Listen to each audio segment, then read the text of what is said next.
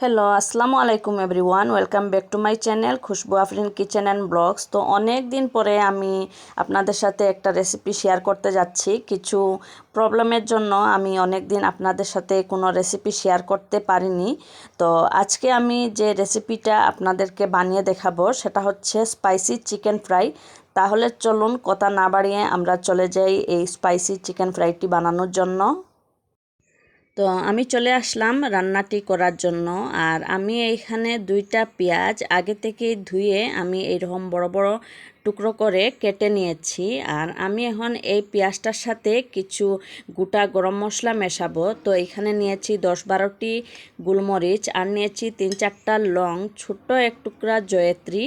বেশি দিতে যাবেন না, তা না হলে খুব কড়া একটা গন্ধ হয়ে যাবে। 3টা এলাচ, 2 টুকরা দারচিনি, আর নিয়েছিলাম আমি এখানে 1 চা চামচ গোটা ধনিয়া, 1 চা চামচ মিষ্টি জিরা, আর নিয়েছিলাম 1 চা চামচ জিরা।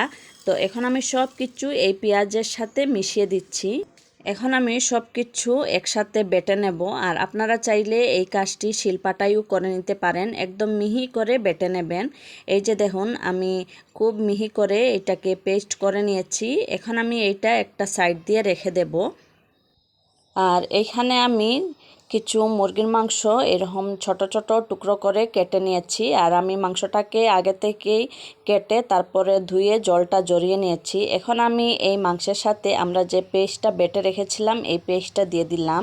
এখন আমি দিয়ে দিচ্ছি 1 চা চামচ আদা রসুনের পেস্ট, আর দিয়ে দিচ্ছি 1 চা চামচ হলুদের গুঁড়া, আর দিয়ে দিলাম 1 চা চামচ মরিচের গুঁড়া, কিছু কারি পাতা, আপনারা হাতের কাছে যদি কারি পাতা না থাকে বাদ দিতে পারেন, আর দিয়ে দিলাম স্বাদ মতো লবণ, আর দিয়ে দেব আমি এইখানে অর্ধেক লেবুর রস। তো আমি লেবুর রসটা দিয়ে এই মাংসটাকে খুব ভালোভাবে মিক্সড করে নেব। আর আমি এখানে 1 চা চামচের মতো মরিচের গুঁড়া দিয়েছি। আপনারা যদি ঝাল বেশি খেতে পছন্দ করেন সেই ক্ষেত্রে আরও একটু বাড়িয়েও দিয়ে দিতে পারেন। এখন সব কিছু খুব ভালোভাবে মেখে আমি এটাকে আধা ঘন্টার জন্য রেস্টে রেখে দেব। তারপরে আমি রান্নাটা করতে চলে যাব। এখন আমি একটা ঢাকনা দিয়ে ঢেকে রেখে দিচ্ছি, আর আসছি আধা ঘন্টা পরে। তো আমার আধা ঘন্টার মতো হয়ে গিয়েছে। এখন আমি চলে যাব রান্নাটা করতে। তো আমি গ্যাসে একটা কড়াই বসিয়ে দিয়েছি। আর এখন আমি দিয়ে দিলাম এখানে হাফ কাপের মতো সরষের তেল। আপনারা চাইলে এটা রিফাইন তেল দিয়েও করতে পারেন। এখন আমি অপেক্ষা করছি তেলটা গরম হওয়া পর্যন্ত। যখন দেখবেন তেলটা গরম হয়ে গিয়েছে তখনই মাংসগুলো দিয়ে দিতে হবে।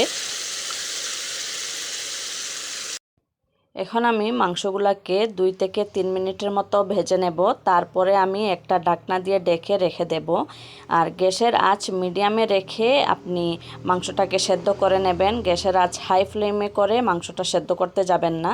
এখন আমি ঢাকনা দিয়ে দিলাম, আর আসছি 4-5 মিনিট পরে। তো আমার 4-5 মিনিটের মতো হয়ে গিয়েছে। এখন আমি আবার ঢাকনাটা তুলে দেখব। এই যে দেখুন, মাংসের থেকে অনেক জল ছেড়েছে। এই জলটা দিয়েই পুরো মাংসটা সেদ্ধ হয়ে যাবে। আর যখনই মাংস রান্না করবেন চেষ্টা করবেন মাংসের জলেই মাংসটা সেদ্ধ করতে, তখন মাংসটা খেতে বেশি টেস্টি হয়। এখন আমি আবার ঢাকনা দিয়ে দিচ্ছি, আর আসছি আবার 4 থেকে 5 মিনিট পরে। তো আমার 4-5 মিনিটের মতো হয়ে গিয়েছে। এখন আমি আবার ঢাকনাটা তুলে দেখব। এই যে দেখুন, মাংসের জলটা অনেকটাই টেনে গিয়েছে, আর আস্তে আস্তে তেলটাও উপরে বেশি উঠেছে। আর আমি এখানে মাংস চেক করেও দেখছিলাম আমার মাংসটা মোটামুটি সেদ্ধ হয়ে গিয়েছে। এখন আমি আবার ঢাকনা দিয়ে দিচ্ছি, আর আসছি আবার 3-4 মিনিট পরে। আমার 3-4 মিনিটের মতো হয়ে গিয়েছে। আর এখন আমি আরও একবার মাংসটাকে নেড়ে দেব। আর মাংসটা আমার সেদ্ধ হয়ে গিয়েছে। আর এখন আমি দিয়ে দিচ্ছি 1 মুঠা কারি পাতা, তারপরে দিয়ে দিলাম সামান্য কাসুরি মেথি, আর দিয়ে দিচ্ছি 4-5টি কাঁচামরিচ আমি দিয়ে দিলাম। আর আপনারা যদি জাল কম খেতে পছন্দ করেন সেই ক্ষেত্রে কাঁচামরিচটা বাদ দিতে পারেন বা কম দিতে পারেন। এখন সামান্য লেবুর রস দিয়ে আমি সব কিছু খুব ভালোভাবে মিক্সড করে নামিয়ে নেব। হয়ে গিয়েছে আমার চিকেন ফ্রাই। এখন আমি আপনাদেরকে পরিবেশন করে দেখাচ্ছি।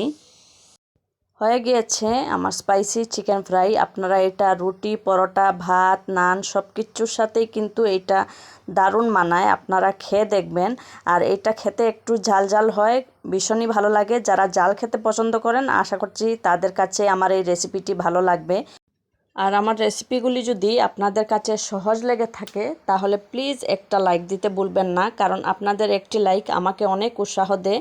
আমার রেসিপিগুলি আপনার ফ্রেন্ড অ্যান্ড ফ্যামিলির সাথে শেয়ার করবেন এবং আমার চ্যানেলটিকে সাবস্ক্রাইব করবেন। আজকে তাহলে এই পর্যন্তই, দেখা হবে নেক্সট ভিডিওতে। আল্লাহ হাফিজ।